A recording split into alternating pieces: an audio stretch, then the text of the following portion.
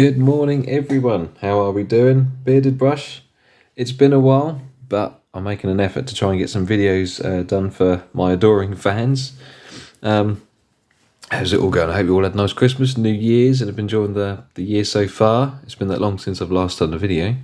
But luckily, I've quite a few things to show you guys. Progress is slow as usual because, well, life gets in the way, but it's going well. I have just treated myself to the new Azogs Legion building sets. The house is awesome. I'm working on that at the moment. Maybe I'll do a video on that, maybe not. There's a few videos about the moment, so I don't want to sort of swamp YouTube with the same stuff. But they are great kits, and if you haven't had one yet, get one because they're brilliant. I've still got to get the tower. Plans to get another building plus a ruin set, and we'll sort of try and make some cool sort of half still okay building mixed in with like a ruinous build and make some sort of big sort of centerpiece type thing. But anyway, this is sort of a little bit of a follow-on from my Gundabad videos. A friend of mine, good friend of mine, Kenny, comments quite often on my channel. He bought me these for Christmas. The Gundabad WarBats. And they are absolutely fantastic. They are great models, and as you guys know, probably from other videos, they come with these fantastic bits of scenery. In the back of my mind, I've thought about maybe trying to, well, I'm definitely going to get another set, but maybe actually stealing these scenery bits and using them for other purposes, for other models, and then getting these guys put onto other bits of scenery, maybe even from the Azogs Legion ruin set. We'll see how we do. But yeah, here we are. A little bit of trial and error with these guys.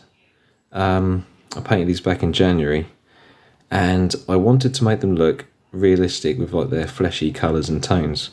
There wasn't a lot of pictures to use on Google Images, fun enough. As you know, I like to try and make things as accurate as I can to the film and the CGI.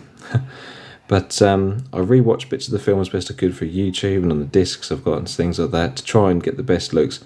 But they're not in it much, really, are they? For like seconds at the most, maybe. So I had to sort of go with what I could remember, what I could see. And I ended up going for loads of shades of brown. The final highlight was using a Shabty bone. But the base colours were Balor brown or Balor brown. We had a bit of Mornfang brown mixed in as well. XV88. And I think I even used a bit of Scrag brown. For the wings, I did use a wash of Known oil as well. Just to sort of go into the recesses. The wings took the longest part of time. Well, the longest amount of time. To dry brush them. A lot of this model was dry brush. In fact, actually I want to say, I think the entire thing was actually completely dry brushed. The face, I did some actual like paint application, just to sort of get the edges and the highlights through, and the teeth, the tongue, things like that. Not that you can hardly see the tongue, but it's in there. But yeah, fantastic models. I'm looking forward to using these actually in battle. I haven't gamed for months and months and months. Me and my friend Lynn, we're planning on doing some games at some point in the hopeful near future. If not, what I'm going to try and do is pop over to the 40k store in Colchester, maybe see if I can meet up with some like-minded Middle-earth hobbyists and get some games on. I'm no way near a good gamer, but I'm definitely wanting to get some games in there. My only fault with these models is the connection of their foot to their stand, to the ruins for their stand. Because it is ever such a fragile connection. It's a very thin leg, as you can see. The leg is very fine, it's very thin, and of course it's resin, so it's forgiven. Like, where are we?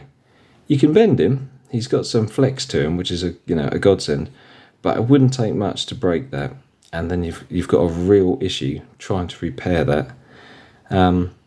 Touch wood, I'll keep them safe when I'm transporting them around. I think they'll be okay. I think they're quite forgiving, but it's just that risk. But you can see why they've done it for the design aesthetic, for the way they look. They look dynamic, they look fantastic.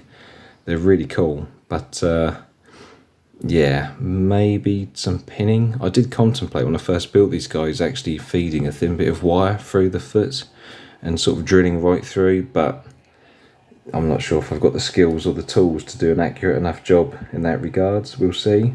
If not, maybe I could use a bit of clear plastic just to sort of try and connect up the foot here, so it's not quite so obvious, not quite so sort of distracting. Who knows?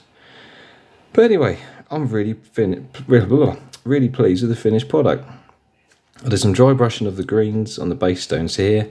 I didn't necessarily go for like a mossy effect, it's not what I wanted, but I wanted more of like a wet, damp effect. So I've used dark greens, I used a bit of an old oil wash, I think I used, is it Castellan green? Can't think what it is now. Used to be Castellan green, I believe, back in the day. But I use it just to give the sort of like wet, sort of dewy sort of look. I don't know what you want to call it really, but not necessarily moss. That wasn't really what I was going for. I wanted a damp look to make it look like this has sort of almost been flooded at some point or another. But going around, got a nice little lavender bush type thing there. I did the same with the other model as well. You got some nice sort of like greeny hues going on. Little bush sort of hidden just inside there and stuff. So yeah, I really went to town on the base. If anything, I think the base itself actually took longer than the actual bat. The bat was quite simple. And I also painted them in two sections. I didn't glue them together until they were both painted up. I do need to go over with some paint over the connection, because you can see a slight bit of shine from the super glue, but that's neither here nor there. That's just an OCD trait. But yeah, there you go. What do you guys think? I'm looking forward to using these in battle. It seems they are pretty good. They're quite handy, quite effective, and they're going to make a nice addition to my Gundabad army for sure. Very much looking forward to using them. But yeah, that's that for now. Simple little video, just a little update on these guys. I think for the Gundabad army in general, I'm going to aim to buy the troll which Bofa rides on. The troll with no eyes. I'd like to get that. It's quite expensive, so I'm going to have to save up a bit of money for that, but I would definitely like to get that model. And probably get some more warriors as well, just to try and sort of boost the numbers. But the next part of like the Azogs themed armies is to work on the Azogs hunters, the lightly armed orcs. There's an Azog which is out of production now, I want to say, where he's walking on foot. I'm trying to think of the pose. Yeah, I can't think what the pose is from, but I remember he's like a single, it's just an Azog on foot model, which is out of production, but keep an eye out for him. I think he'd make a cool version to use with the Azogs Hunters. But yeah, that's sort of it in terms of the Gundabad stuff for now. So as always, thanks for watching, guys. Keep rocking, keep enjoying your hobby. Any comments, let me know. Any thoughts, suggestions, anything like that, let me know. And thanks for sticking by me, as always. Have a good day, guys. Bye-bye.